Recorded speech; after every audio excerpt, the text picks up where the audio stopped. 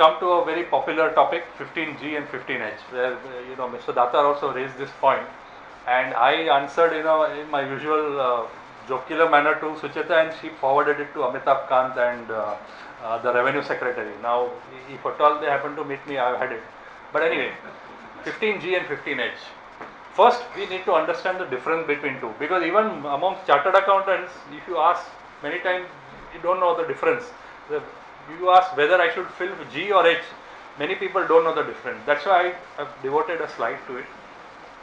First of all, both these forms, whether G or H, can be filled only by individuals. So if you are a company, you can't give this form. If you are a partnership firm, you can't give this form. 15G can be, let's look at 15H first. 15H has to be filled up by a senior citizen. Senior citizen is someone who has completed the age of 60 anytime during the year, or who will complete the age of 60 during the particular year. So if we are talking about the current year, for example, financial year 16-17, if someone is as of just now aged 59 years, but the birthday will come in say March 2017, so somewhere during the year that person will cross the age of 60 and will therefore qualify to be a senior citizen for the whole year. So that person will have to file form 15H. So if you are a resident Indian and you are a senior citizen during the year, then you have to fill up form 15.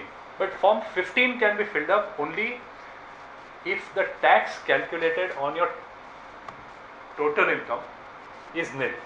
So why the thrust is on total income is that many common man doesn't have doesn't give importance to the term total income, because for that person he doesn't know what is total income. Total income is the income as calculated under the Income Tax Act.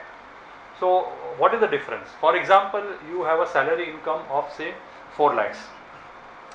You have put in money in your PPF, in your company PF, in your LIC premium, etc., in the equity linked savings scheme, all that kind of stuff, Mediclaim premium, etc., and you have all these deductions that you are entitled to. So 1,50,000 is the upper limit for the ETC deduction for PPF, etc., and another say 15,000 for the Mediclaim. So you have a 1,65,000, you have put all these monies into the respective places, and you are entitled to 1,65,000 deduction. So from 4 lakhs of salary, you deduct 165. So your total income is 2,35,000. When you are talking in a layman's term, your income is 4 lakhs. But for tax purposes, the total income is 2,35,000. So when the tax on that 2,35,000 or whatever is that income, whatever is that figure, if it is nil, then only you can file the 15H. And this is where the whole problem lies.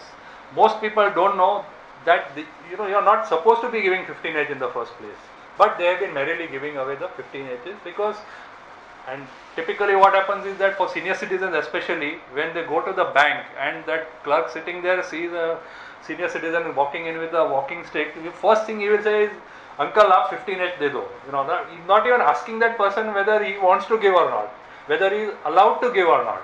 This has actually happened in my own family member's case, so I'm talking with confidence. They sometimes force that person to give the 15H. I don't know why they do that, but anyway, if you are a senior citizen, if the income does not, total income, taxable income as calculated under the Income Tax Act does not exceed the threshold limit, then you are entitled to give the form 15H.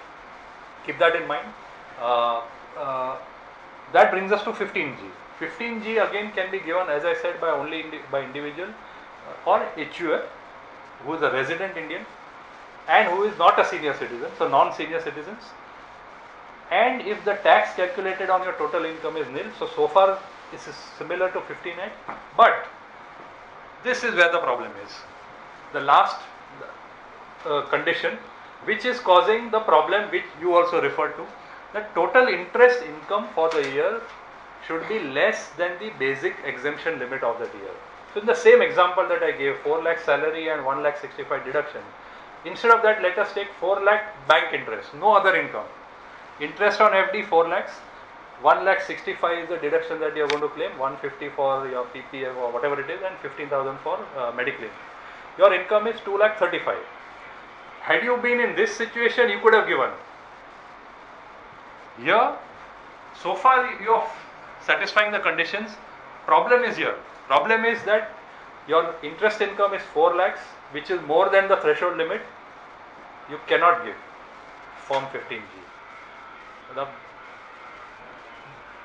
And lastly, NRIs are not allowed to give, because if you see, it is resident Indian. So NRI relatives of yours, there is no question of giving Form 15G or 15H, as the case may be.